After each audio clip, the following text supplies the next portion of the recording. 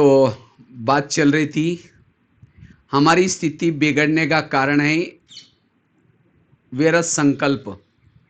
जब कभी-कभी हम ज्ञान मार्ग में चलते-चलते व्यर्थ सोचना शुरू करते हैं, तो कभी-कभी हमारी स्थिति क्या होती है, बिगड़ने की संभावना होती है। इसलिए मुझे अगर स्थिति को शक्तिशाली बनाना है, व्यर्थ सोचने की आदत को छोड़ना है और उसके लिए इस कर्मों के गुह्य गति के ज्ञान को याद रखना है। मेरे आसपास के जितने भी लोग हैं, कोई मुझे देने के लिए है, कोई मेरे से लेने के लिए है। और जिन्होंने इस लेने देने की गहराई को समझ लिया, वो व्यर्थों से मुक्त बन सकेंगे।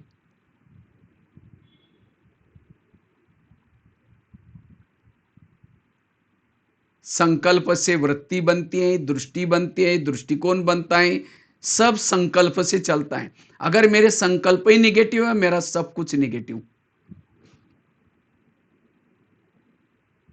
जैसे बताया, आजकल वर्तमान समय माया जो अटैक कर रहे हैं, हमारे विचारों के ऊपर अटैक कर रहे हैं। लेकिन हमें ड्रामा को याद रखना है, मेरा ड्रामा कल्याणकारी है। मेरे आसपास के सारे लोग कल्याणकारी है। सकारात्मक विचारों के चश्मे से देखना है, सब कुछ अच्छा नजर आएगा। परिस्थिति के समय जो चुप रहता है, वही परिस्थिति उसके लिए वरदान बन सकती है। परिस्थिति के समय जो निगेटिव व्यर्थ सोचता है, वही परिस्थिति उसके लिए अभिश्राप बन सकती है। इसलिए व्यर्थ सोचने के बजाय हमें क्या करना है, सदा समर्थ सोचना है, पॉजिटिव रहना है। और जितना पॉजिटिव रहेंगे, व्यर्थों से मुक्त बनेंगे, हमारी स्थिति शक्तिशाली बन सकेगी।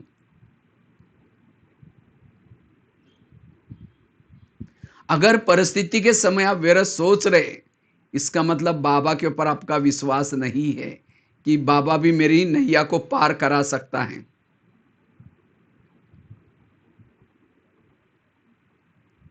इसलिए मुझे बाबा के ऊपर विश्वास रखना है, बाबा मेरी नैया को पार करा सकता है। व्यर्थ नहीं सोचना है। इसलिए ड्रामा कल्याणकारी है। मेरे आसपास के जो भी लोग हैं, कोई मुझे देने के लिए, कोई मेरे से लेने के लिए है। किसी के भी निगेटिव व्यवहार में हमें निगेटिव नहीं बनना है, हमें उसे पॉजिटिव रूप में देखना है और तब स्थिति बिगड़ेगी नहीं। क्योंकि जब हम परिस्थिति के समय व्यर्थ सोचते हैं, मन भारी होता है, भारी मन ऊपर उड़ नहीं सकेगा। निगेटिव परिस्थिति को पॉजिटिव में चेंज करने की कला सीखनी है। और जो निगेटिव को पॉजिटिव बनाता है, वो पहाड़ की समान परिस्थिति को भी राई बना देगा, राई को भी रुई बना देगा। क्योंकि अब हमारी रिटर्न जर्नी है, सभी को वापस घर जाना है। किसी प्रकृति के साथ कुछ हिसाब किताब होंगे, लोगों के साथ हिसाब किताब होंगे, हमें वो चुक्त करने पड़ेंगे। जाना है वो वापिस। हमें इस धरती पर आने के बाद हमें कितना कितना प्रकृति ने कितना अच्छा सहयोग दिया, कितने अच्छा अच्छा भोजन दिया, कितना अच्छा अच्छा हमें शरीर दिया। लेकिन हमने इस शरीर का दुरुपयोग किया, मुख का दुरुपयोग किया, आंखों का दुरुपयोग किया, और इसीलिए प्रकृति के अंदर गुस्सा है और इसीलिए बीमारी के रूप में कोई ना कोई परिस्थिति में आती है। लेकिन हमें स्थिर रहना है। लोगों के तरफ से भी कुछ आएगी बातें। कई कहते हैं मैं इसके रास्ते में कभी जाता नहीं, मैंने इसका बुरा कुछ किया नहीं, फिर भी ये मेरे साथ ऐसा क्यों करता है। टाली कभी एक हाथ से नहीं बजती, टाली के लिए दो हाथ चाहिए। अगर कोई मेरे साथ ऐसा वैसा कर रहे हैं, इसका मतलब मैंने भी कभी किया था। इन बातों को याद करके हमें संकल्प को पॉजिटिव समर्थ रखना है। जब संकल्प निगेटिव बन जाते हैं, तब स्थिति बिगड़ जाती है, तनाव टेंशन पैदा हो जाता है। इसलिए वर्तमान समय अनुसार हमें सकारात्मक रहने की जरूरत है, पॉजिटिव रहने की जरूरत है, जिससे हमारी मानसिक हेल्थ भी अच्छी रहेगी। तीन प्रकार की हेल्थ है, मानसिक हेल्थ, शरीर की हेल्थ और तीसरा सामाजिक हेल्थ। जिसकी मानसिक हेल्थ बिगड़ी उसकी शरीर की हेल्थ भी बिगड़ी, सामाजिक रूप से भी वो किसी से बात नहीं करेगा, गुस्सा आएगा, वो सब बिगड़ गए।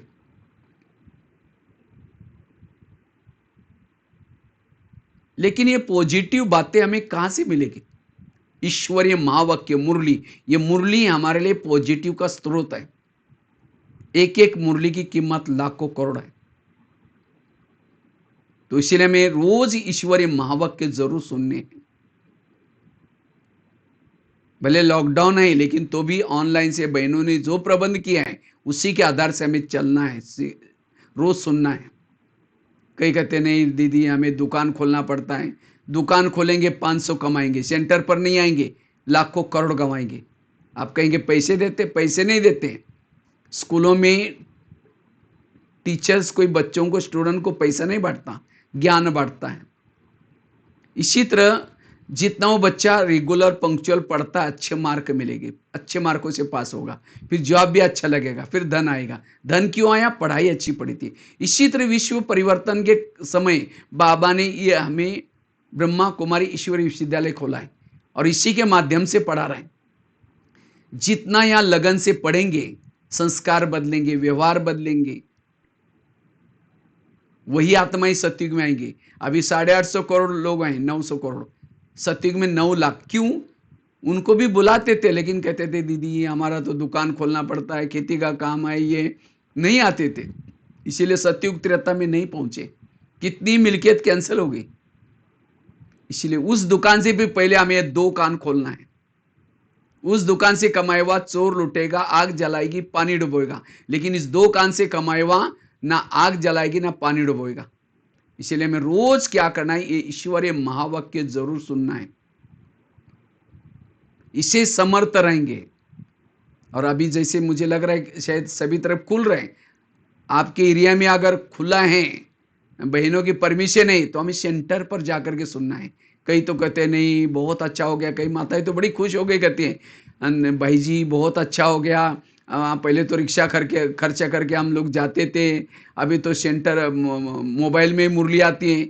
मोबाइल की मुरली मजबूरी के लिए बाबा ने दी थी, और मजबूत बनना है, संगठन में जाना है। एक भील एकलव्य था, एकलव्य ने द्रोणाचार्य का पुतला बना करके जंगल में शिक्षा ली और कहता है मुझे नंबर 1 चाहिए। कृष्ण ने कहा नहीं, अर्जुन को नंबर 1 दिया।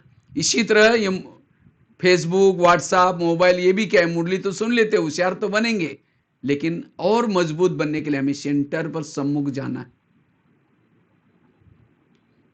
और इससे हम पॉजिटिव समर्थ रहेंगे, शक्तिशाली बनेंगे। पढ़ाई हमें नशा चढ़ाती है, तो स्थिति बिगड़ने का कारण है निगेटिव सोचना, व्यर्थ सोचना। अगर व्यर्थ सोच रहे इसका मतलब हम मुरली की बातों को भूल गए हैं। तीसरी बात है, कभी कभी हमारी स्थिति बिगड़ती क्यों है? पहला कारण बताया, देह के वाहन के कारण बिगड़ती है, इसलिए देही अभिमानी स्थिति, अशरीरी विधेयी का पुरुषार्थ। दूसरी बताई, व्यर्थ सोचने से स्थिति बिगड़ती है, इसलिए हमें समर्थ सोचना है। सवेरे सवेरे जो अमृत वाला योग अच्छा करता है, क्लास के पहले आकर के योग करता है, मुरली सुनता है, सारा दिन वो समर्थ रहेगा। तीसरी बात है, स्थिति क्यों बिगड़ती है? उसका कारण है श्रीमत का जब चलते चलते वो लगन कर लेते हैं तब स्थिति बिगड़ जाती है। इसलिए हमें कुछ भी हो जाए श्रीमत का पालन करना है।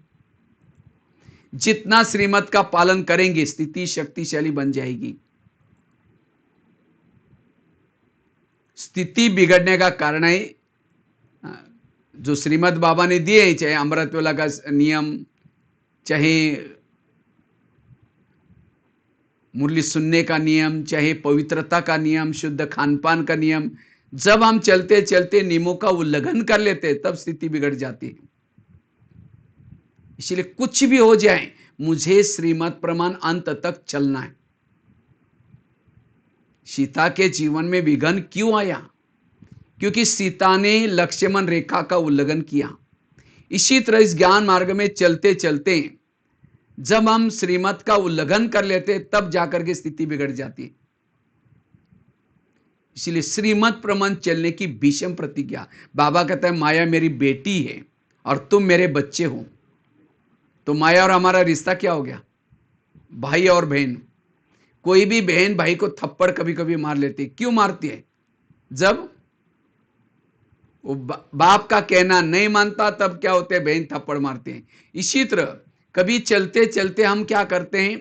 बाबा के नियम को तोड़ देते हैं, तब माया बहन थप्पड़ मारते हैं। अब रोज मुरली के लिए मुरली सुनेंगे, अमृत वाला उठेंगे तो माया बहन तो खुश हो जाते हैं, मेरा भैया कितनी अच्छी कमाई कर रहा है। इसलिए कोशिश करके हमें श्रीमत प्रमाण चलने का पुरुषार्थ करना है। ये तो मैं कोई क्लास नहीं कर रहा हूं, लेकिन मैंने अपने अनुभव के आधार से सुना रहा हूं। अभी भी हम 30-35 साल से ज्ञान में चल रहे हैं, भले समर्पित है, मधुवन में सेवा करते हैं, लेकिन अगर इन बातों को फॉलो नहीं करते अभी भी मेरी स्थिति बिगड़ती है। तो मैं अपने अनुभव के आधार से बातें आपको गिना रहा हूं। इसलिए श्रीमत का उल्लंघन करने से स्थिति बिगड़ती है। इसलिए हमें कोशिश करके श्रीमत का पालन करने की आवश्यकता है। इसलिए श्रीमत प्रमाण चलने की भीषम प्रतिज्ञा करनी है। जैसे कोई भी माँ बच्चों को प्यार करते, कब करते? जब वो बच्चा माँ का कहना मानता है। इसी तरह जितना बाबा का कहना मानेंगे, श्रीमत का पालन करेंगे, उतना बाबा हमें प्यार करेगा। तो मुझे बाबा से प्यार प्राप्त करना है, इसलिए श्रीमत प्रमाण चलने का पुरुषार्थ करना है। और जितना जितना हम श्रीमत प्रमाण चलेंगे बाबा का प्यार मिलेगा, स्नेह मिलेगा।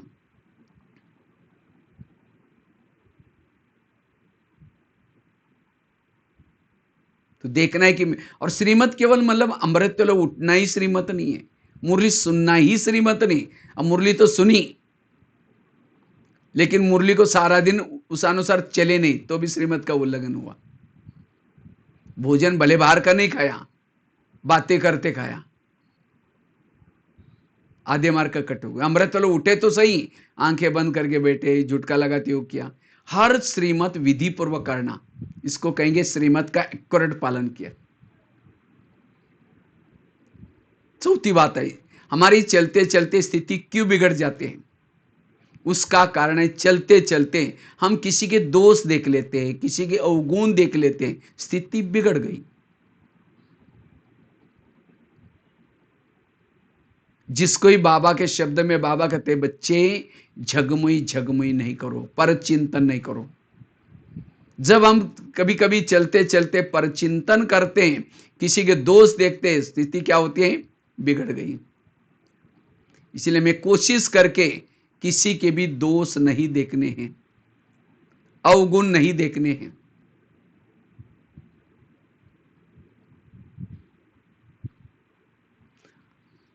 जैसे नाटक होता है, नाटक में हर एक को स्क्रिप्ट मिलता है, तो इसी तरह संसार भी एक नाटक है और इस नाटक में हर एक का अपना अपना स्क्रिप्ट है। पति की स्क्रिप्ट अलग है, बच्चे की स्क्रिप्ट अलग है, और जैसा जिनकी स्क्रिप्ट है सब पाठ बजा रहे हैं। इसीलिए कोई दोषी नहीं है, सभी निर्दोष है।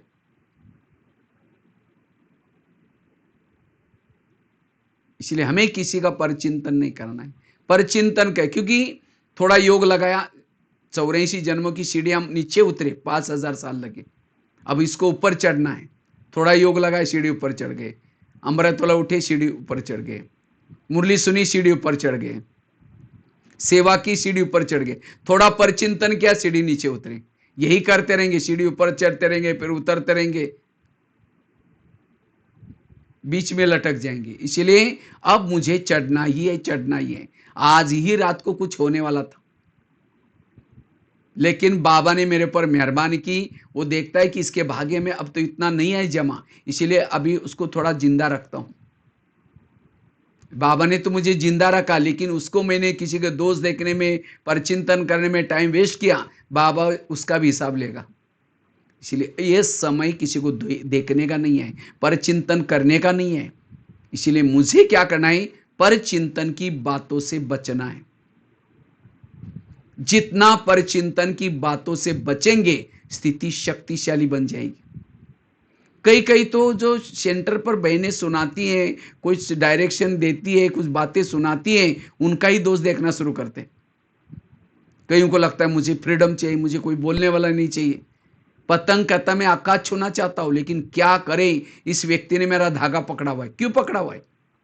हर एक पतंग उड़ाने वालों को लगता है मेरा पतंग ऊंचे से ऊंचे जाए, लेकिन हाथ में क्यों पकड़ा हुआ है? क्योंकि कई तारों में, कई पेड़ के डाली में कहीं अटक ना जाए, टूट ना जाए, इसलिए पकड़ा हुआ है। मौका देकर के वो ढीला भी छोड़ देता है। अगर वो पतंग उड़ाने वाला पतंग को छोड़ दे हाथ से, तो क्या हो जाएगा?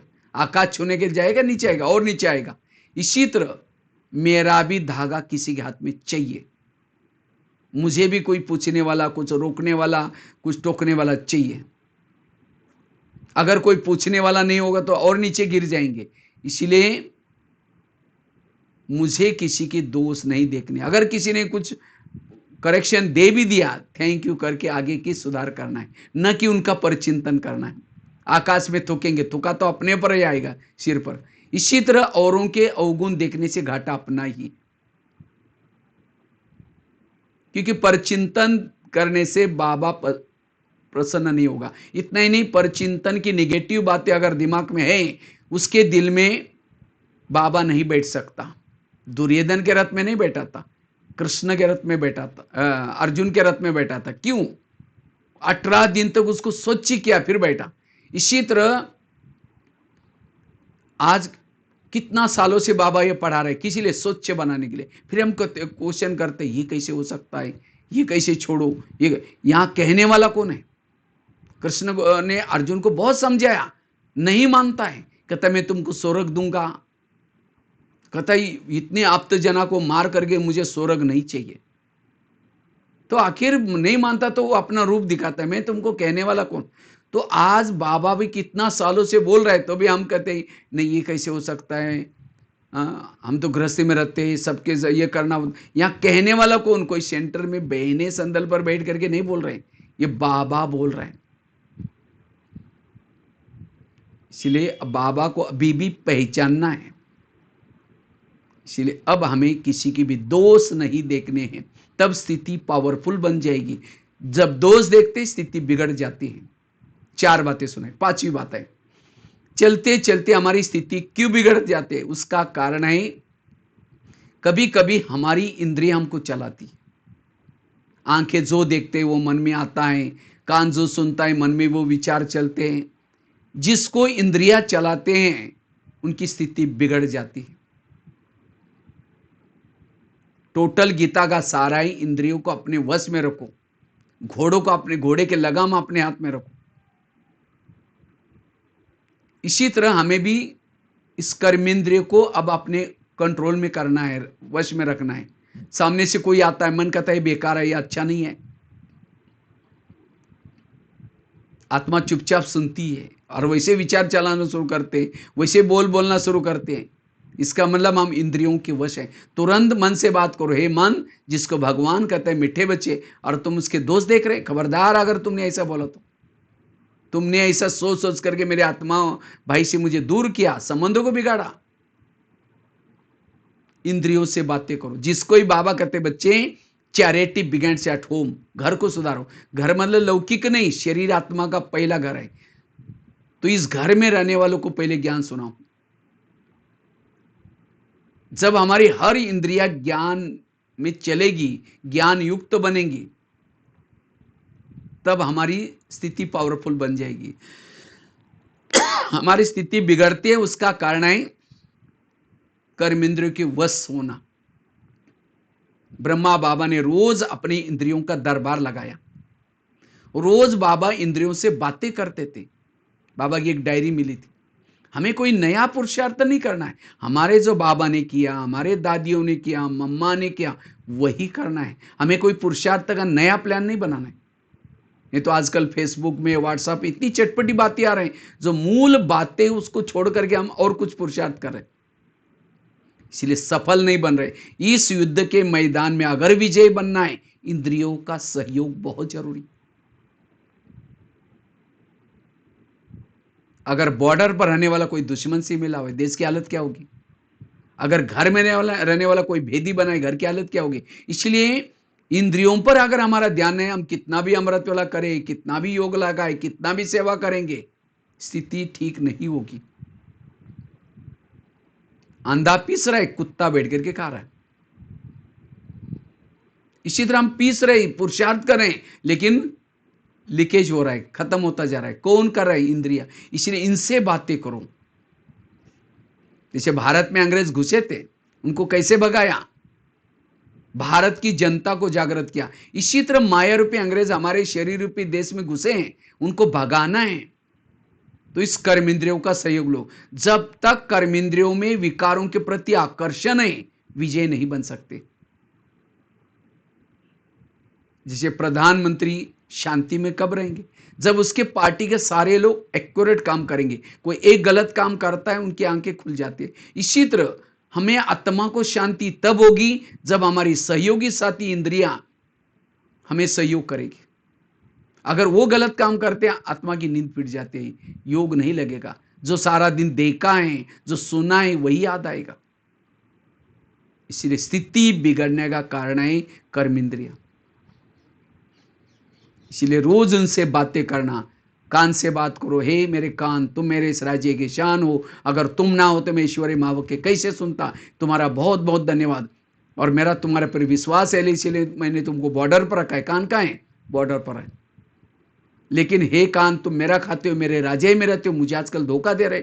मुझे तो पता नहीं था। अमृतवेला में मेरे परम हितैषी दोस्त शिव बाबा के पास गया था। शिव बाबा ने तुम्हारे लिए कुछ इशारे दिए, तुम मेरा खाते हो, मुझे धोखा दे रहे हैं। इसलिए हे कान, आज तक जो हुआ कोई बात नहीं, लेकिन आज से तुम्हें कोई भी गलत बातें नहीं सुननी। अगर सुनेगा, मैं तुमको सजा दूंगा। रात को फिर चेकिंग करूंगा। आंखों से बात करो, मुख से बात करो, और फिर रात को सोने के पहले फिर चेक करो। कान को पूछो, कान तुम्हारा चार्ट कैसा रहा? तुम्हारा धन्यवाद, सवेरे 7 बजे मुरली सुनी थी, लेकिन 12-1 बजे कोई माता जी आई थी, किसी की व्यर्थ बातें सुना रही थी, तुमने नजदीक जाकर सुना था। तो बताओ, तुमको मना किया था तो भी तुम नहीं सुना। तुम्हारे लिए सजा। कल का दिन तुम्हारा कारोबार बंद रहेगा, मौन रहेगा। कल के दिन तुम्हें मुरली सुननी है, या आज रात कोई फिर दोबारा मुरली सुनाओ।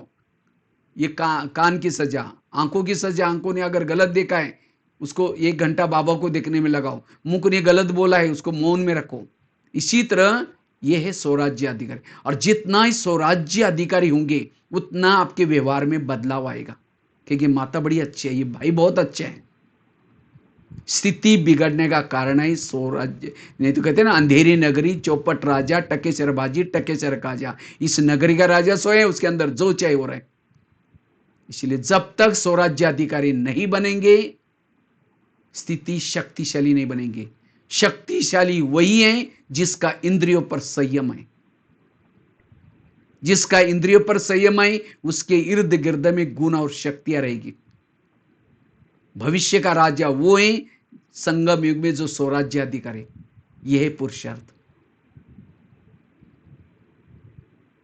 यह है 5वीं बात। 6ठी बात, चलते चलते हमारी स्थिति क्यों बिगड़ती है? उसका कारण है, चलते चलते जब हम कभी अपने कमजोर संस्कार के वश हो जाते हैं, स्थिति बिगड़ती है। हर एक में कोई ना कोई संस्कार होते हैं। हर एक में कोई ना कोई कमजोर संस्कार होता है। विशेषता तो बहुत होती है, लेकिन कोई एक कमजोरी होती है।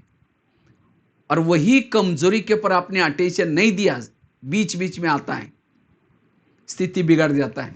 उसको कोई हवा पानी मिल जाता है, कुछ भोजन मिल जाता है, वो जागृत हो जाते हैं, तो कर्मेंद्रिय भी उसके वश हो जाते हैं, स्थिति बिगड़ गई।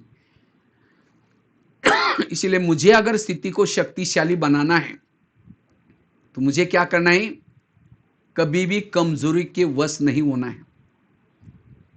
उस कमजोरी का परिवर्तन करना है। एक गलती दोबारा नहीं करनी है। जब कमजोरी के वश हो जाएंगे, तब स्थिति बिगड़ेगी।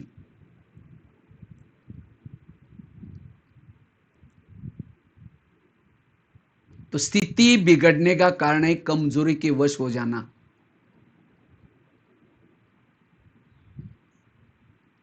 हर एक में कोई ना कोई कमजोर संस्कार होता है। किसी के अंदर काम का कमजोर संस्कार है, किसी के अंदर क्रोध का है। और आजकल तो माया ने ऐसे ऐसे साधन बनाया, थोड़ा सा उसको हवा पानी मिल गया, स्थिति बिगड़ गई। जैसे भीष्म के सामने जब सेकंडी आता है, उसके कोई हथियार काम नहीं करते। इसी तरह चेक करो कौन सा ऐसा संस्कार है जो सेकंडी का काम कर रहे हैं। इसलिए उस कमजोर संस्कार के ऊपर अटेंशन।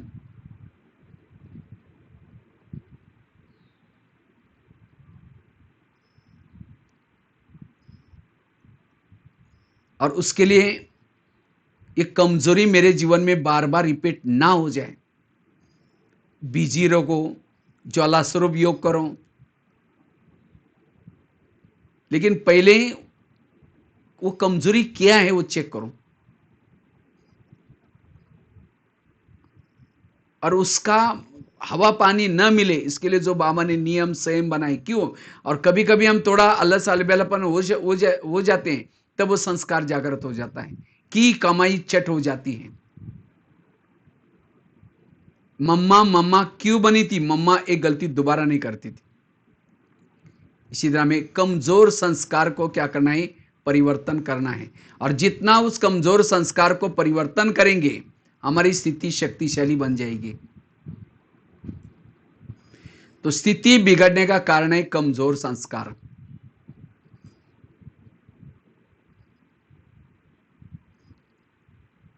इसलिए दृढ़ता के द्वारा हमें क्या करना है? उस कमजोरी को परिवर्तन करना है।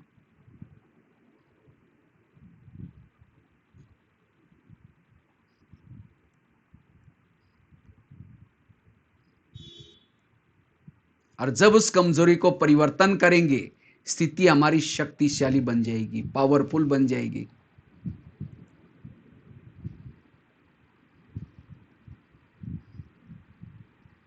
यह छठी बात। घड़ी तो इतनी फास्ट में दौड़ रहे हैं, तो कितनी बातें बताई? 6 बातें बताई। मैं तो सोच रहा हूं आज रांची वालों को 9 बातें सुनाऊंगा, शॉर्ट शॉर्ट में, और 3 बातें शॉर्ट में सुनाऊंगा। 9 बातें अगर आप अपने जीवन में धारण करेंगे, जैसे आजकल दुनिया में क्या करते हैं, कोई किसी को विघ्न आते हैं, समस्या आते हैं, तो अंगूठी पहनते हैं, 9 रत्नों की अंगूठी पहनते हैं। इसी तरह इस 9 पॉइंट की अंगूठी पहनो, 9 पॉइंट को बुद्धि में धारण करो, तो आपको कभी भी विघ्न नहीं आएंगे, समस्या नहीं आएंगे। तो हमारी स्थिति बिगड़ने से समस्या आ जाती है। क्यों? इसमें से कोई ना कोई एक पॉइंट की कमी हो जाती है। कोई एक पॉइंट भी धारण करेंगे तब भी आपकी स्थिति पावरफुल बन जाएगी। पहली बात बताई, जब देह के वाहन में आ जाते हैं, स्थिति बिगड़ जाती है। इसलिए देही अभिमानी अशरीरी बनने का पुरुषार्थ। दूसरी बात बताई, जब हम चलते चलते व्यर्थ में चले जाते हैं, निगेटिव बातों में चले जाते हैं, स्थिति बिगड़ती है। इसलिए पॉजिटिव रहना, समर्थ रहना। तीसरी बात बताई, जब चलते चलते हम श्रीमत का उल्लंघन कर लेते हैं, स्थिति बिगड़ जाती है। इसलिए श्रीमत के लिए भीष्म प्रतिज्ञा करना, श्रीमत प्रमाण चलना। चौथी बात बताई, जब चलते चलते हम परचिंतन कर लेते हैं, किसी के दोष देख लेते हैं, स्थिति बिगड़ जाती है।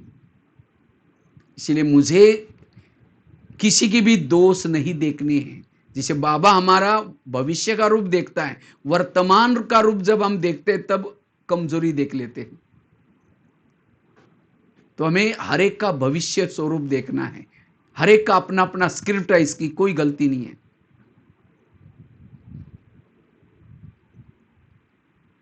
पांचवी बात बताई, जब कर्मेंद्रियों के वश हो जाती, स्थिति बिगड़ जाती। इसलिए स्वराज्य अधिकारी का पुरुषार्थ। छठी बात बताई, कर्मेंद्रिय के वश, जब कमजोरी के वश हो जाते, स्थिति बिगड़ जाती है। इसलिए उस कमजोरी को परिवर्तन करना, इसके लिए बीजी रहना, ज्वाला स्वरूप योग का।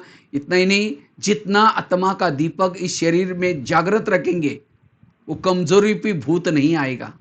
भूत कब आता है? जब अंधेरा होता है। इसलिए कमजोरी के वश न होना। और सातवीं बात है, चलते चलते हमारी स्थिति क्यों बिगड़ जाते हैं? चलते चलते जब कभी कभी हम अभिमान में आ जाते हैं, स्थिति बिगड़ जाती है। इसलिए निरहंकारी बनने का पुरुषार्थ, जितना निरहंकारी रहेंगे स्थिति शक्तिशाली बन जाएगी, स्थिति कभी भी नहीं बिगड़ेगी। तो मेरी स्थिति ना बिगड़े इसलिए मुझे क्या करना है, कमजोरी के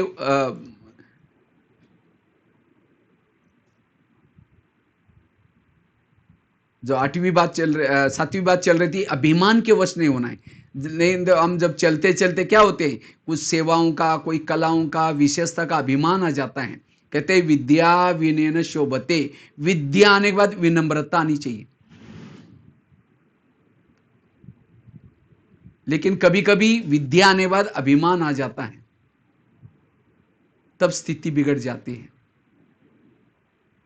क्योंकि अभिमान में आने से संकल्प बहुत ज्यादा चलते हैं, व्यर्थ चलते हैं। दो प्रकार के मैं है, एक असली मैं, दूसरा नकली मैं। असली मैं कौन? मैं आत्मा। और नकली मैं इंजीनियर हूं, मैं वकील हूं, मैं डॉक्टर हूं। समझो सेंटर पर गए हैं, अब कोई बड़े घर की माता जी हैं, बहनों ने कुछ झाड़ू की करने की सेवा दी, कहेंगे दीदी मुझे हमारी परिस्थिति देख करके सेवा देना, नहीं तो अगर कोई देख लेगा मेरे को झाड़ू लगाते समय तो हमारे लोग क्या कहेंगे, अरे इतनी बड़ी घर की माता और यहाँ झाड़ू लगा रहे। तो ये भी क्या, बाबा ने क्या किया, दादियों से भी कैसी सेवा ली। निर्मल शांता दादी को चप्पल ठीक करने की सेवा दी थी। कहते बाबा मैं ये कैसी सेवा करूं। बाबा ने कहा एक मोची जितनी अकल नहीं, तुम विश्व के राजे कैसी लगो। ब्रह्मा बाबा एक बार निक्कर पहन करके, वो बनियान पहन करके गोबर के उपले लगा रहे थे, उपला बना बना करके वो दीवार पर चिपका रहे थे। इतने में दादी जाई और बाबा को कहा कि बाबा आपसे मिलने के लिए कोई वीआईपी आया है। तो जब बोला तो कहा कि आप जल्दी जल्दी तैयार होकर के वीआईपी से मिलने के लिए आना। तो बाबा ने कहा कि बच्चे को बोलो यहां ही आ जाओ। कहते नहीं बाबा वो बहुत बड़ा वीआईपी है, आप थोड़ा कपड़े पहन करके थोड़ा तैयार होकर के फ्रेश होकर के आ जाना। नहीं, कहते बच्चे को यहां ही भेज देना। उनको लगा कि बाबा बोल रहे हैं, कोई बात नहीं, भेज दिया। तो जैसा बाबा को देखते ही उसको विष्णु चतुर्भुज का साक्षात्कार हुआ। हाथ में चक्र घूम रहे हैं, गदा है, एक हाथ में पदम है। कुछ समय के बाद देखता है वो एक बुजुर्ग गोबर का उपला लगा रहे हैं। कुछ समय के बाद देखता है विष्णु चतुर्भुज।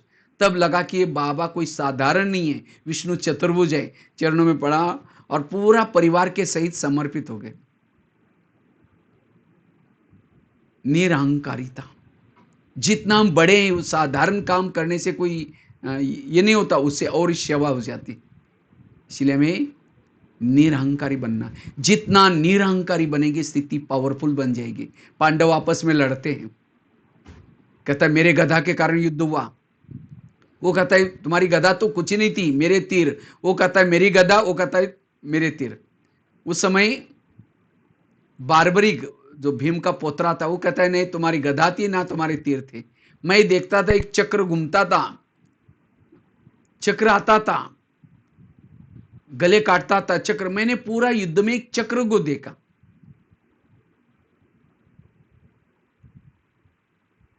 तो अंत तक पांडवों ने कृष्ण को पहचाना नहीं कि हमारा बैकबोन है, यही हमको मदद कर रहा है।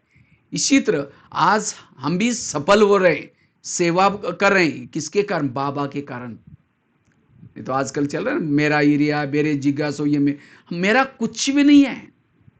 आज जिस दरी पर बैठ करके हम मुरली सुनाते हैं वो दरी किसी और ने ला कर दी है। भोजन जो खा रहे हैं, मुरली सुनाने के लिए ताकत मिल रही, वो भोजन किसी और ने ला करके दिए हैं। मुरली किसी और ने बोली है, ज्ञान किसी और का है, वो भेजा है किसी और ने। तो कितने लोगों को उसका शेयर मिलता है, तो हम कुछ नहीं कर रहे। इसीलिए बाबा कहते बच्चे निरहंकारी होकर के रहो। और जितना निरहंकारी होकर के रहेंगे हर जगह पर हर परिस्थिति में एडजस्ट होकर के चलेंगे। ईगो के कारण आज प्रॉब्लम्स है। आज दुनिया में भी ईगो के कारण कितना तनाव, टेंशन। इसीलिए बाबा कहते बच्चे निरहंकारी बनना। जब भी कभी-कभी हम अभिमान में आ जाते हैं, तो मुझे पूछा ही नहीं, मुझे बिना पूछे कि हम इतना मदद करते हैं, ये पूछ-पूछ की पूछ। जब तक इस पूछ को काटेंगे नहीं, तब तक सतयुग में नहीं आएँगे। अगर ज्ञान मार्ग में चलते-चलते मैंपन की पूछ रह गई, पूछ वाले लोग त्रेता युग में होते हैं। राम के जितने भी भगत साथ में, सबको पीछे से पूछ है। क्यों? मैंपन नहीं छोड़ा था, ज्ञान में चले थे। गोप गोपिका के साथ गोप गोपिका को किसी को पूछ नहीं है, सतयुग वालों को। निरहंकारी नाना। मम्मा हमेशा कहती थी, हुक्म ही हुक्म चला रहा है, करन करावनार करा रहा है। दीदी भी हमेशा कहती थी, मर मर मर, झुक झुक झुक, सिक सिक सिक। इसीलिए बाबा कहते हैं बच्चे निरहंकारी बनो। वास्तव में कराने वाला बाबा है सब। मैं जब रांची में आया था, शायद आप लोगों को मेरी जीवन स्टोरी भी बताई थी। मैं कैसे ज्ञान में आया। महाराष्ट्र में एक छोटे से गांव में जन्म हुआ। 11 साल स्कूल भी नहीं थे गए थे। 11 साल के बाद स्कूल में गए। टीचर ने पहले दिन 5वीं कक्षा में बिठाया। घर वालों ने तो मना किया, अपने पास पैसे ने नहीं जाना। मैंने कहा मैं बिना पैसे का पढ़ूंगा, कोई बात नहीं। रोज जब जाना शुरू किया, 1 साल के बाद छठी में, फिर 7वीं में, 7वीं कक्षा में बोर्ड की परीक्षा थी। टीचर ने कहा तुम डायरी पेन नहीं लाते, कल से स्कूल में नहीं आओ। मैंने सोचा अब क्या करेंगे, घर में तो मना किया है। तो रद्दी से डायरी लाते थे, उसमें बाबा का एक किताब मिला और उसी किताब को पढ़ करके बाबा के ज्ञान में आए। जब मैं उसके बाद 2 साल तक ऐसे ज्ञान में चले। 2 साल के बाद जब बड़े शहर में पढ़ने के लिए गए थे, वहां एक ब्रह्मा कुमारी की गीता पाठशाला मिली। तो वहां मैं पहली दिन जब गया था, मुरली चल रही थी, पूरी मुरली आत्मा के ऊपर थी। मैंने बाहर जाकर के अपने हाथ पर भी लिख करके रखा है उस समय, मैं आत्मा हूं। उसके बाद रोज जब जाते थे, वहां की सेंटर की बहनें बोलती थी बेचारा गरीब बच्चे भी रोज आता है, पता नहीं सतयुग में आएंगे। मैं कुछ बोलता नहीं था, चुपचाप ऐसा रहता था। और फटा हुआ कुर्ता, मराठी वाली टोपी और खाकी चड्डी और फटा हुआ कुर्ता पहन करके बैठता था। तो कभी मधुबन में आने की बारी आई तो मैं बोला बहन जी मैं भी आऊँगा। कि बोले तुम इस ड्रेस में कैसे आओगे? तो एक भाई ने कहा नहीं दीदी हम इसको कपड़ा दे देंगे। फिर एक भाई ने मेरा टिकट भी निकाला, आया। तो मधुबन देखते मुझे लगा बहन जी मुझे यहाँ रहना है। कहते नहीं तुम क्या करोगे, तुम्हारे पास कुछ विषय, मतलब मेरे पास कुछ था ही नहीं ऐसा। नहीं नहीं मैं बोला ऐसा कुछ जो मेरी सेवा करूँगा। तो ड्रामा अनुसार रह गए। रहते रहते 2 साल के बाद दिल्ली गए, हिंदी भाषा सीखा, खाना बनाना सीखा। तो आज कहाँ पहुंचा है बाबा ने। मेरा एक लेख भी छपा था ज्ञानामृत में, धूल में छिपा हुआ हीरा। मैंने अपने जीवन में जो जो कुछ पाया है ये सब बाबा की देन है। हम तो एक एक महीना स्नान भी नहीं करते थे घर में, ऐसे परिस्थिति में रहते थे।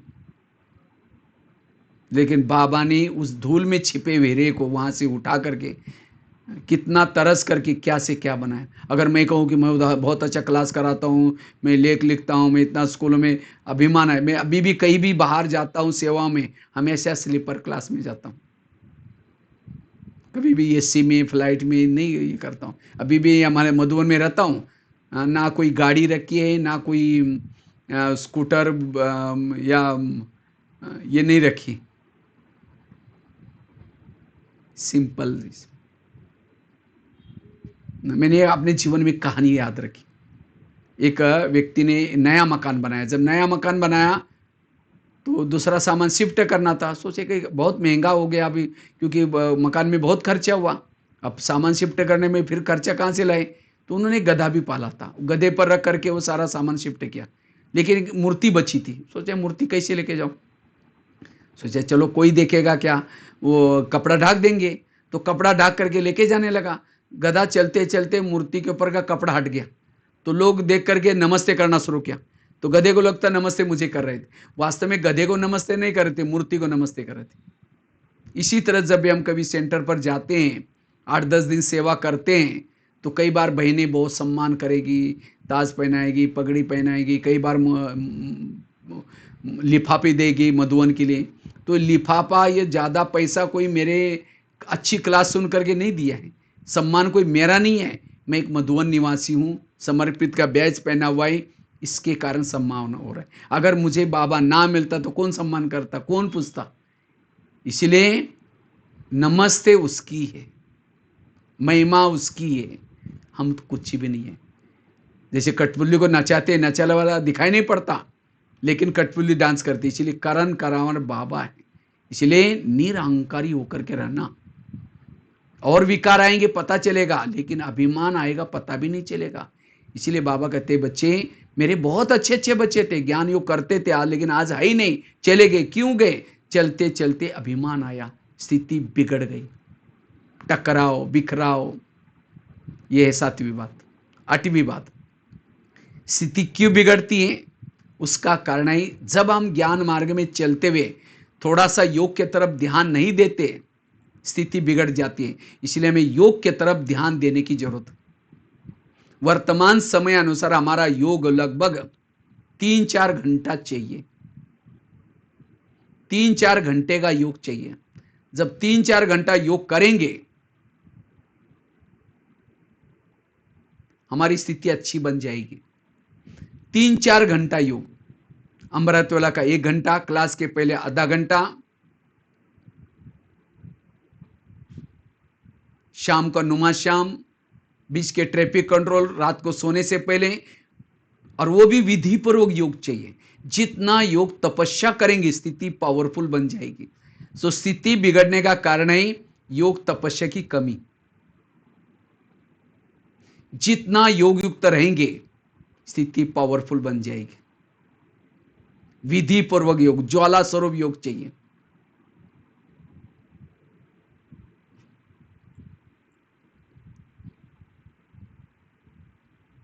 कभी इसके बारे में भी कभी क्लास अलग से लेंगे, बहुत अच्छी क्लास है। हम कैसे अनुभव वाला योग करें, विधि पूर्वक शक्तिशाली।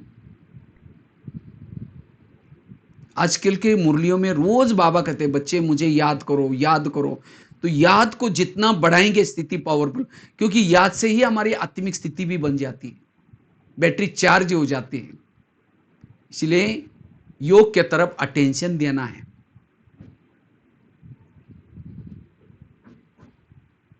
जैसे आजकल मोबाइल को चार्ज करते हैं, प्लग के पास लाकर रखेंगे, दोनों तारे डालेंगे, स्विच चालू करेंगे, बैटरी चार्ज। इसी तरह हमें भी विधि पूर्वक रोज योग करना है, लगन में मगन वाला योग करना है।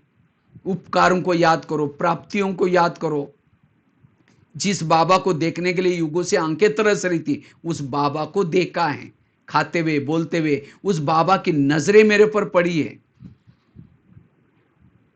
ऐसे नशे से हमें योग करना है।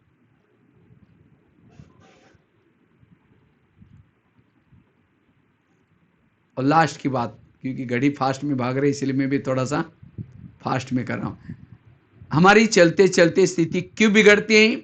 उसका कारण है जब कभी कभी हम गृहस्थी बन जाते हैं, तब जाकर की स्थिति बिगड़ते हैं। हम गृहस्थी नहीं है, हम ट्रस्टी है। आप सभी रांची में रांची वाले नहीं हैं। मैं देख रहा हूं आप सभी, जैसे लग रहा है कि भट्टी के क्लास में बैठा हूं मैं। हम आज जब आए थे उस समय का ये है, क्लास में बैठ करके क्लास कर रहे हैं। मैं देखता हूँ वहाँ की एक विशेषता मैं देख के आया, स्टेज वही है लेकिन डेकोरेशन करने वाले अलग अलग, एक कुमारियों का ग्रुप है, बड़ा अच्छा। तुरंत फटाफट वो पूरा चेंज कर लेते हैं वहाँ का स्टेज को। हर कार्यक्रम में जब न्यूज़ में भी हम देखते थे, बहुत अच्छा विशेषता है। तो रांची में नहीं बैठे, लेकिन है रांची के, लेकिन रांची में पिछले जन्म में थे, अब कहाँ के? मधुवन के हैं। मधुवन से बाबा ने आपको वहां रांची में सेवा करने के लिए भेजा। जैसे अब सीता की जब चोरी हुई थी तो राम ढूंढते ढूंढते फिर उनको कई बंदर मिल जाते हैं, फिर आखिर पता चलता है वो रावण लेके गए लंका में। तो इसीलिए फिर क्या करते हैं, सारे सागर के किनारे टेंट डाल करके बैठे थे और एक हनुमान को भेजा था सीता को खोजने के लिए। इसी तरह परम धाम से आत्मा रूपी सीता ही चोरी हुई, इसलिए परम धाम से अयोध्या से बाबा यहाँ आए हैं और यहाँ मधुबन में टेंट डाले हैं, चारों तरफ से डेरा डाला है। और आपको बाबा ने वहाँ रांची में आसपास में जो भी सीताएं हैं, आत्मारूपी सीता, उनको खोजने के लिए आपको यहां से भेजा है। आप कोई नौकरी करने के लिए, पैसा कमाने के लिए, बड़ी सी बिल्डिंग बना करके इसके लिए नहीं गए। आपका मूल काम है अब इस संगम युग का आत्माओं को संदेश देना, बाबा का संदेश आत्मारूपी सीताओं को देना, उनको माया के जेल से छुड़ाना। कैसे छुड़ाना, ये मुख्य है। ऑफिस में जाते समय समझो ऑफिस में नहीं जा रहा हूं, आत्मारूपी सीताओं को ढूंढने के लिए जा रहा हूं, मैं हनुमान जा रहा हूं। इस नशे में रहो तो ऑटोमेटिकली आपका योग लगेगा। ट्रस्टी बनो, हल्के बनो। कई कहते मेरा पति तंग करता है बाबा मुझे, वो कहेगा तुम्हारा है ना, तुम देख लेना। कहो कि बाबा जिस पति की सेवा करने के लिए मुझे भेजा है वो पति थोड़ा सा आज मुझे तंग करता है, तो फिर बाबा मदद करेगा। मेरा कुछ भी नहीं, दादी प्रकाश मणि बहुत खुश रहती थी। तो दादी को किसी मीडिया वालों ने पूछा, दादी जी आप इतनी खुश कैसे रहते हैं? कहा कि दादी ने कहा मैं जब रात को सोती हूं बाबा के रूम में जाती हूं, बाबा के रूम में जाकर के बाबा को कहते बाबा ये मधुवन तेरा, ज्ञान सरोवर तेरा, शांतिवन तेरा, सारे जोन तेरे, सारे सेंटर की बहनें तेरी, मैं खुद भी तेरी, तुम जाने तुम्हारा काम जाने। इसलिए मैं निश्चिंत रहती। इसी तरह रात को सोते समय क्या कहो, बाबा ये दुकान तेरा, खेती तेरी, बच्चे तेरे, बहू तेरा, बेटे तेरे, ये सब कुछ तेरा, तुम जाने तुम्हारा काम जाने, मैं खुद भी तेरी ट्रस्टी। और जितना ट्रस्टी रहेंगे, हल्के रहेंगे, उतना स्थिति पावरफुल बन जाएगी। कभी कभी गृहस्थी का बोझ आ जाता है, स्थिति बिगड़ जाती है, क्योंकि ट्रस्टी रहने से कर्मों में योग युक्त रहेंगे। कर्मों में योग नहीं लगता है, गृहस्थी समझ लेते हैं मेरा सब कुछ, ये शरीर भी मेरा नहीं है, इसका मैं परिचिंतन करने के लिए यूज नहीं कर सकता हूं, आंखों से गलत देखने के लिए यूज नहीं कर सकता हूं। पैसे को भी हमें, कल कहते ना बाबा के, पैसे को भी मिस यूज नहीं करना है। इसलिए जितना ट्रस्टी बनकर के रहेंगे, सब कुछ बाबा का है, तो ऑटोमेटिकली स्थिति पावरफुल बन जाएगी। तो ये 9 पॉइंट की अंगूठी आप लोगों को पहनाई आज रांची वालों को। तो ये 9 बातों को अगर धारण करेंगे आप निर्विघ्न रहेंगे। यही कोई ना कोई एक बात आपको विघ्न पैदा करती है। तो इसलिए निर्विघ्न रहने के लिए, सदा खुश रहने के लिए, जैसे आज भी बात ना, और कोई भोग नहीं लगाना, लेकिन दिल खुश मिठाई खाना। खुश कौन रह सकता है? जो निर्विघ्न है। तो विघ्न क्यों आते हैं? उसके 9 बात दोबारा एक बार याद दिलाता हूं।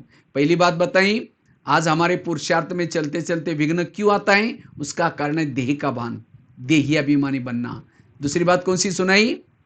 जब निगेटिव व्यर्थ सोचते हैं विघ्न पैदा होता है, इसलिए समर्थ तो सोचना। तीसरी बात बताई, जब श्रीमत का उल्लंघन करते हैं स्थिति बिगड़ जाती है, इसलिए श्रीमत का पालन करना। चौथी बताई, पर चिंतन से बचना। पांचवी बात बताई, जब चलते चलते इंद्रियों के वश हो जाते हैं स्थिति बिगड़ जाते हैं, इसलिए रोज उनसे बातें करना। छठी बात बताई, कमजोरी के वश हो जाते स्थिति बिगड़ जाती है, इसलिए कमजोरी को ढूंढना, और वो कमजोरी के लिए बाबा ने जो मुरलियां चलाई उसको बार बार पढ़ना, उसको प्रैक्टिकल में लाना, कमजोरी खत्म हो जाए। यही कमजोरी अंत में माया के प्रवेशता का गेट बनने वाली। सातवीं बात बताई, चलते चलते जब कभी अभिमान आ जाता है स्थिति बिगड़ जाती है, इसलिए निरहंकारी होकर के रहना।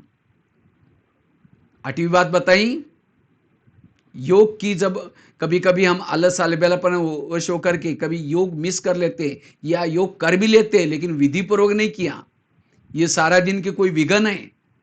ये विघ्न आपको योग में विधि पूर्वक करने नहीं देंगे। भले योग में लाल लाइट चल रहा है, गीत बज रहा है, लेकिन मन बुद्धि भटका है, योग के अनुभव नहीं हुआ, तब भी स्थिति बिगड़ जाती है। इसलिए विधि पूर्वक योग। और 9वीं बात बताई, स्थिति बिगड़ने का कारण है ट्रस्टी, गृहस्थी बनना, बोझ, इसलिए ट्रस्टी बनो। अगर ये 9 बातों को याद करेंगे तब भी आपकी स्थिति शक्तिशाली बन जाएगी। ठीक है, बाकी हम थोड़ा सा योग करेंगे 15-20 मिनट। कमेंट्री से योग कराएंगे। जैसे जैसे मैं आपको कमेंट्री दूंगा वैसे वैसे आप चलेंगे, ठीक है। बाकी तो बहुत बहुत धन्यवाद निर्मल बहन जी को, जो हमें सेवा का मौका दिया। देखो कितना अच्छा बाबा ने साधन बनाया, ना ट्रेन पकड़ो ना बस पकड़ो, हाँ, 1 घंटे में आए, इतने अच्छे सभी से मिले, रामगढ़ वालों से भी मिले, गया वालों से भी मिले, हाँ, साथ में रांची वालों से भी मिले, एक साथ में कितने लोगों से मिले और फिर वापस भी आ गए। तो इसी तरह ये सहज साधन है। तो बहुत बहुत धन्यवाद। फिर और भी बीच बीच में करते रहेंगे, आते रहेंगे, मिलते रहेंगे, ठीक है। अभी हम सभी योग में फिर लास्ट में, वैसे तो मुझे लगता है सभी ने उस सेवाओं का वीडियो देखा होगा, लास्ट में फिर एक बार मैं रिपीट करके दिखा दूंगा लास्ट में वीडियो, ठीक है। सभी कमर सीधी करके बैठेंगे, कमर सीधी,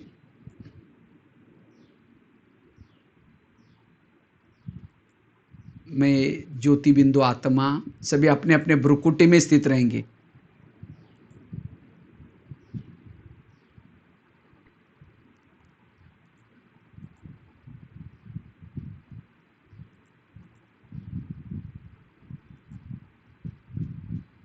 मैं ज्योति स्वरूप आत्मा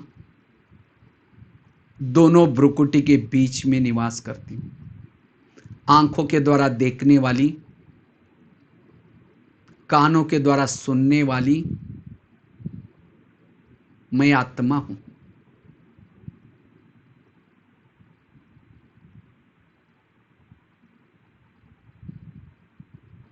अब मेरी रिटर्न जर्नी है,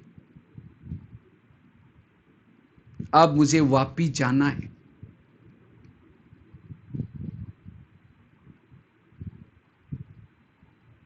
अब मैं आत्मा बुद्धिरूपी नेत्र से, बुद्धि के द्वारा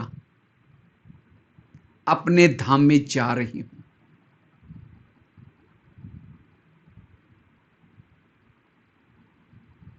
इसके लिए मैं एक प्रकाश में शरीर धारण करती हूं। जैसे इस भौतिक शरीर से निकल करके मैंने प्रकाश के शरीर में प्रवेश किया, मैं एकदम लाइट माइट बन गई, हल्की हो गई हूं। अब मैं फरिश्ता शरीर धारण करके चांद सूरज तारांगन से भी पार अव्यक्त वतन में जा रही हूं।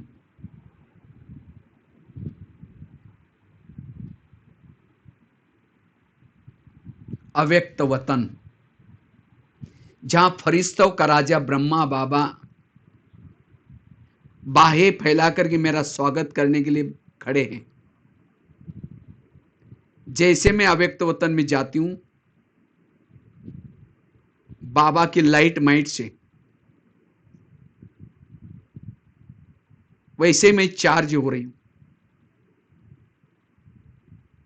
जैसे मैं अव्यक्त वतन में गई, बाबा ने मुझे गले लगा करके स्वागत किया।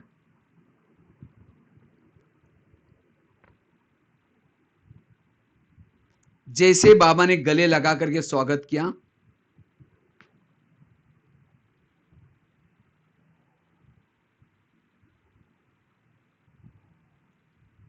मैं लाइट माइट बनती जा रही हूं,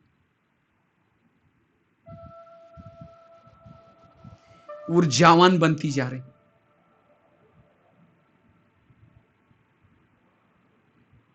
अब बाबा मुझे दृष्टि दे रहे,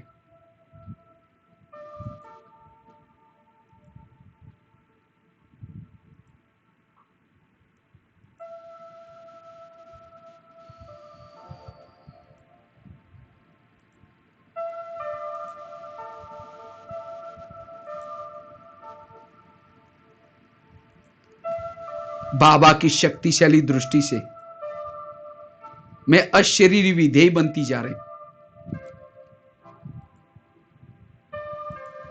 अब मैं अशरीरी आत्मा, विधेयी आत्मा,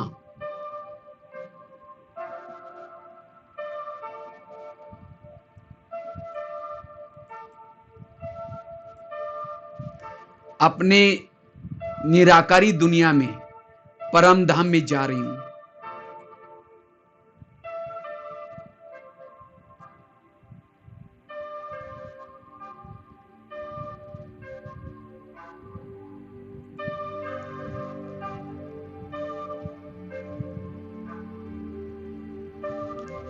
जैसे मैं परम धाम में पहुंचती हूं, बाबा की शक्तिशाली किरणों से मेरे आत्मा के अंदर जो विकारों के जर्म्स थे नष्ट होते जा रहे, मैं पावन बनती जा रही हूं।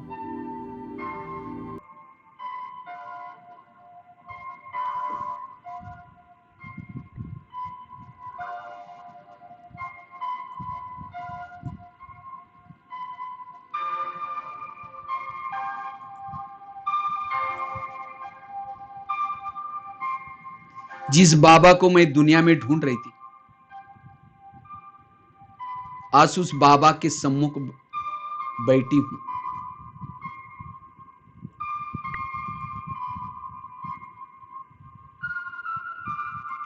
बाबा को मैं अपलक होकर के देख रही हूं।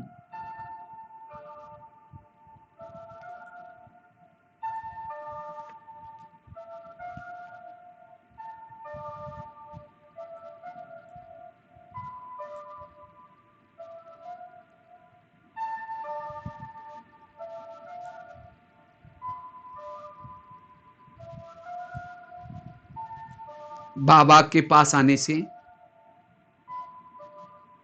मैं समर्थ बनती जा रही हूं, ऊर्जावान बनती जा रही हूं।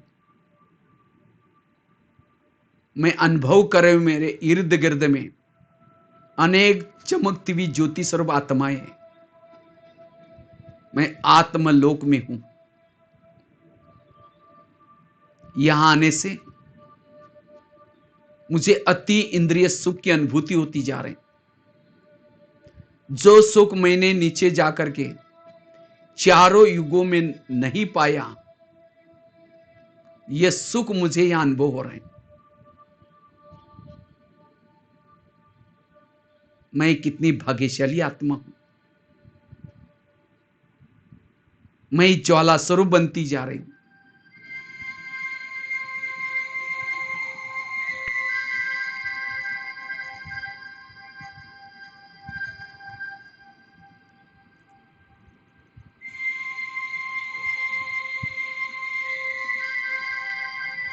यह मैं प्रभु मिलन मना रही हूं।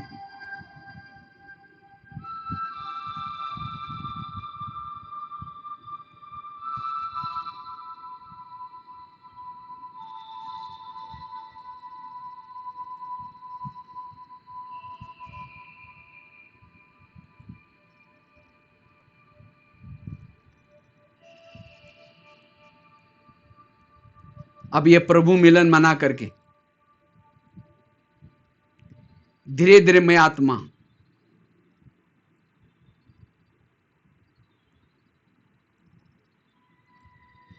वापिस अव्यक्त वतन में आती हूं।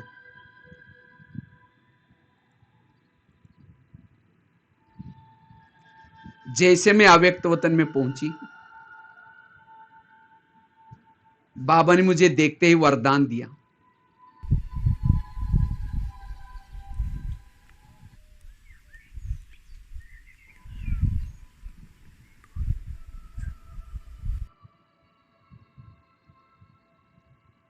तुम साधारण नहीं हो,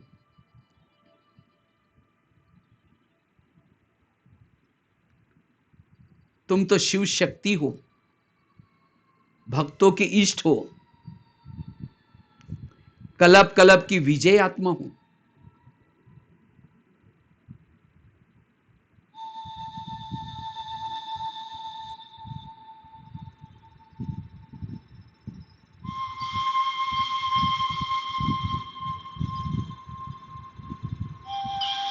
ऐसे करके बाबा ने मुझे ड्रामा की ढाल दिया, ज्ञान की तलवार दिया, पवित्रता का कवच पहना दिया, मस्तक के ऊपर जिम्मेवारी का ताज पहना दिया।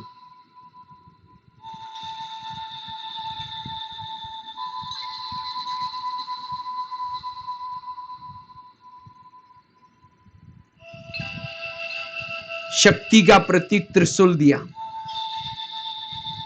मस्तक पर विजय का तिलक लगाते हुए कहा, मैं स्वयं शिव तुम्हारे साथ में हूं, तुम शिवमय शक्ति हो।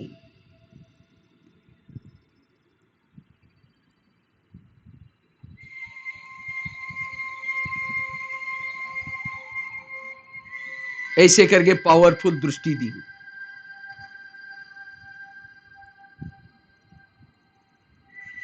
सचमुच मैं अनुभव करे मैं शिव शक्ति हूं।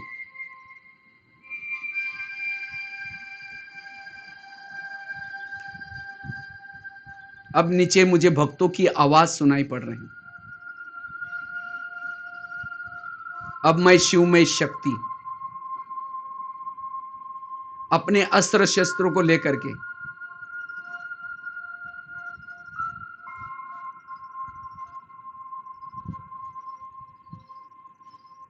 आकाश मार्ग से धीरे धीरे धरती पर आ रही हूं।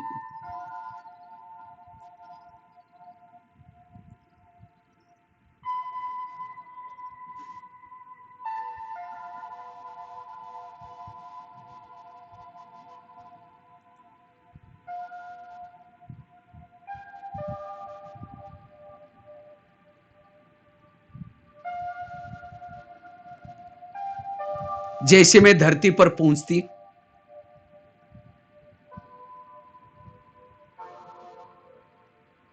मैं चारों ओर वरदानी हाथ घुमा करके बाबा से प्राप्त हुई शक्तियां चारों तरफ फैला रही हूं।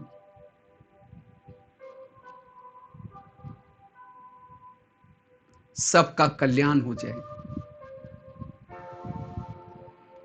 सब विकार व्यसनों से मुक्त हो जाए, बीमारियों से मुक्त हो जाए।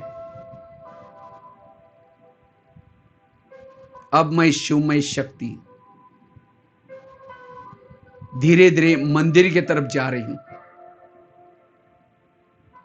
और मंदिर के पीछे के दरवाजे से मूर्ति के पास आकर के खड़ी हूं।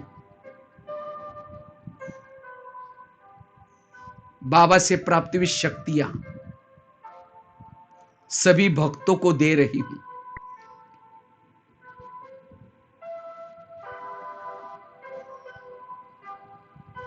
और सभी को संदेश सुना रही हूं। हे भक्तवत्स, जिस प्रभु को तुम लोग ढूंढ रहे हो वह इस धरती पर आ चुका है। अगर तुम्हें उसे मिलना है तुम ब्रह्मा कुमारी आश्रम में जाओ। मैं देवी भी वही तपस्या कर रही हूं। ये युग परिवर्तन का समय है, जागो। ऐसा संदेश देते हुए एक मंदिर से दूसरे मंदिर में, तीसरे मंदिर में,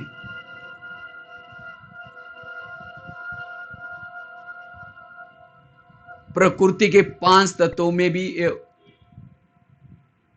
वाइब्रेशन फैला रही हूं। कभी पहाड़ों पर स्थित होकर के, कभी आकाश में स्थित होकर के,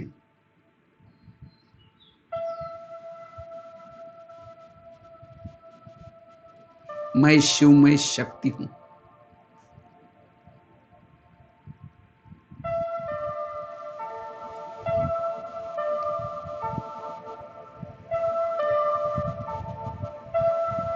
बेहद की वैरागी हूं।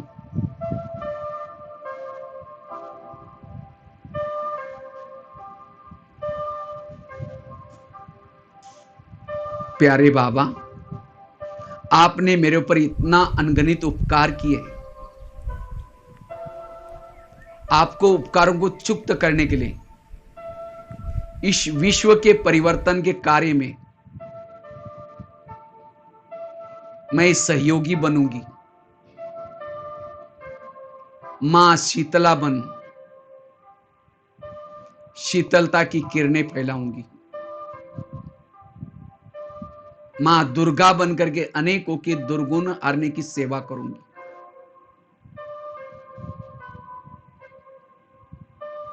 मां गायत्री बन, सभी को गीता का ज्ञान गा गा करके सुनाऊंगी। मां सरस्वती बन, ज्ञान की वीणा सदा बजाती रहूंगी। मां लक्ष्मी बन, ज्ञान धन से सबको भरपूर करूंगी। मैं शिव, मैं शक्ति हूं। मेरे ज्वाला स्वरूप स्थिति से प्रकृति पावन बनती जा रही। अब माया मेरा कुछ बिगाड़ नहीं सकती। मेरे पास अनेक अस्त्र शस्त्र हैं। स्वयं सर्वशक्तिवान मेरे दिल में बैठा है।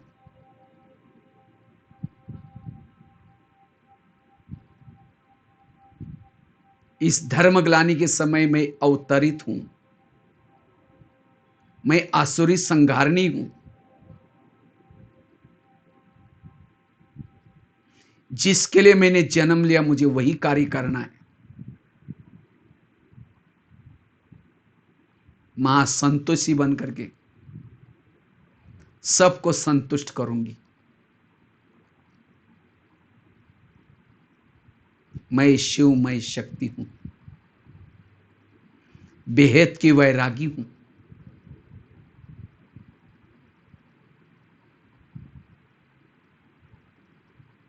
अब मैं शिव, मैं शक्ति हूं। अपने इस अस्त्र शस्त्रों को समेट करके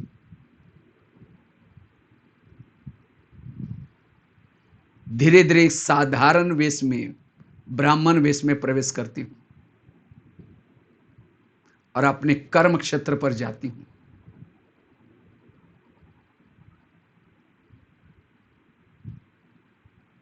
ओम शांति शांति शांति।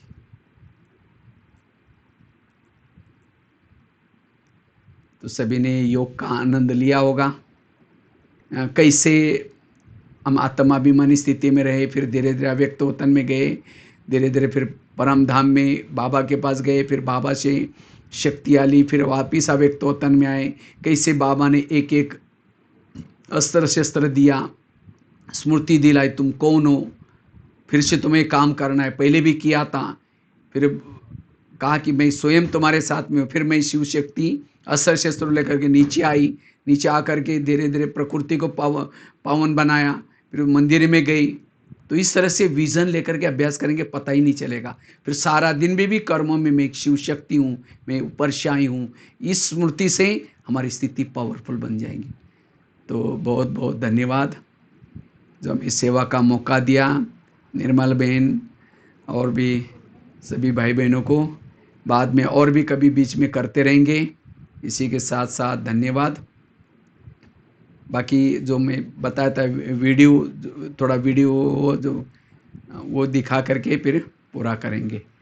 बाकी बहुत अच्छे से बीच बीच में क्लास कराते रहते हैं। उस चैनल में बीके भगवान भाई करेंगे तो उसमें आएगा, तो आप लोग देख भी सकते हैं। बाद में आपके लिए भी बीच बीच में करते रहेंगे।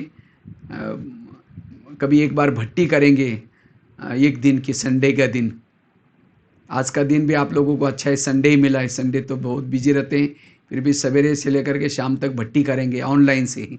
बाकी कब अच्छा मौसम बनेगा तो ज़रूर फिर दोबारा एक बार चक्कर लगाऊंगा। और भी स्कूलों में वगैरह करेंगे, वहाँ भी बीके भाई बहनों का भी क्लास करेंगे। इसी के साथ साथ और आप सभी रांची में, खास तो राजधानी में रहते हैं, संगम युग में राजधानी में रहते हैं, तो सतयुग में भी राजधानी में ज़रूर आएंगे। तो ऐसा हमें पुरुषार्थ करना है। ठीक है, 2 मिनट वीडियो दिखा करके फिर पूरा करेंगे।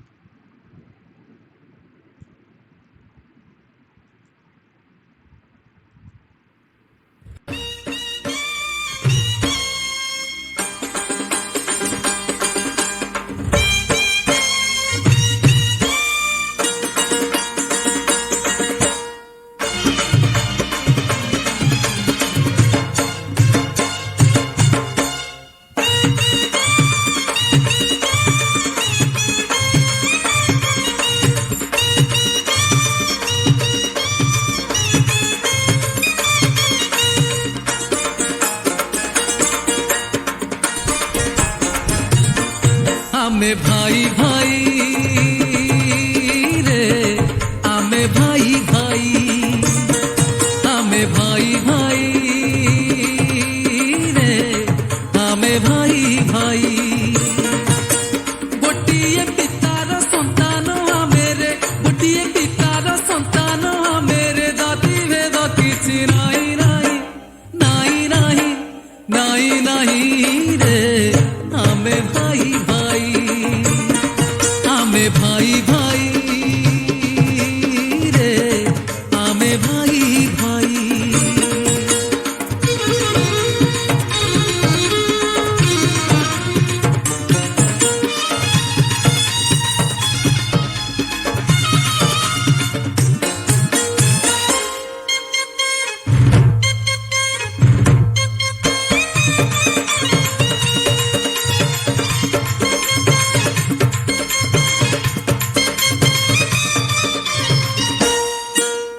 किए पढ़े गीता के अबा कोरान, किए बाइबेल के करे भजन, किए पढ़े गीता के अबा कोरान, किए बाइबेल के करे भजन। सबु धर्मर गोटिए ईश्वर, सबु धर्मर गोटिए ईश्वर, कलित कराल काहि पाई, काहि पाई, काहि पाई रे, आमे भाई भाई, आमे भाई भाई रे, आमे भाई भाई।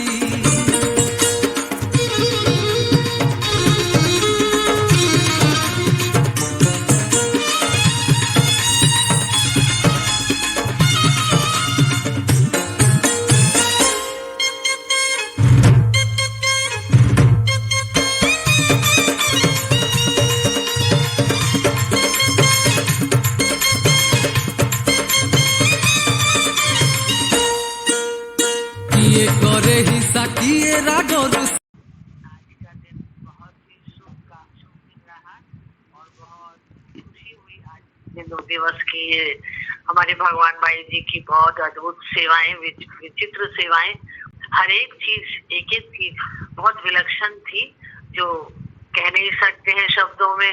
उनकी कमेंट्री भी इतनी सुंदर प्यारी सी, जो हम तो लग रहा था कोई उत्सव मना रहे हैं, उड़ उड़ के कहाँ कहाँ जा रहे हैं। और ऐसे ही क्लास भी बड़ी गहरी थी, धारणा युक्त थी। और एक चीज और बहुत अच्छी लगी, जो आपने रांची भ्रमण किया, गया और रामगढ़ जो भी भ्रमण किया, सेवाएं की, उनको बहुत सुंदर रूप से आपने चित्रित किया, जो देखकर बहुत अच्छा लगा। ये हमारे पास भी वो ऐसे जमा की हुई नहीं है, जो आपने इसका कलेक्शन बहुत प्यारा सा किया है। तो आपको कोटि कोटि धन्यवाद, बहुत बहुत शुभकामनाएं। क्या कहें और कैसे कहें, आपने इतना सुंदर, हमने तो और भी क्लासेस की हैं ऑनलाइन, लेकिन ये जो आपकी क्लास की है इसमें बहुत सुंदर सुंदर बातें, विलक्षण बातें, और सभी क्लासों से अलग इसका रूप देखा और बोलने की भाषा शैली देखी, चित्रण देखा, तो ये बहुत ही अच्छा लगा। आपको तो लगा कि हम उत्सव मना रहे हैं, घूम रहे हैं और मिल रहे हैं। सचमुच में जैसे आपने कहा कि हम तो कैसे रांची, रामगढ़ सब जगह पहुंचकर सबसे मिल लिए, तो ऐसा लग रहा था कि हम आपके साथ हर प्रकार का उत्सव मना रहे हैं। और बीती हुई सारी बातें सारे आंखों के आगे आ गई, सारे चित्र तो आपने दिखा ही दिए, लेकिन वो स्मृति में भी सारी बातें आ गई। उसके कारण से आपको बहुत बहुत बहुत शुक्रिया, बहुत बहुत धन्यवाद। और आगे भी आपसे मिलेंगे, आपकी वे क्लासेस सुनेंगे, जिनसे हमारी सभी भाई बहनों की धारणा इतनी ऊंची बन जाए और ऐसा ही जीवन बन जाए उदाहरण स्वरूप। बहुत बहुत थैंक्स है आपका भगवान भाई जी, बहुत बहुत शुक्रिया। ओम शांति। Thank you. ओम शांति।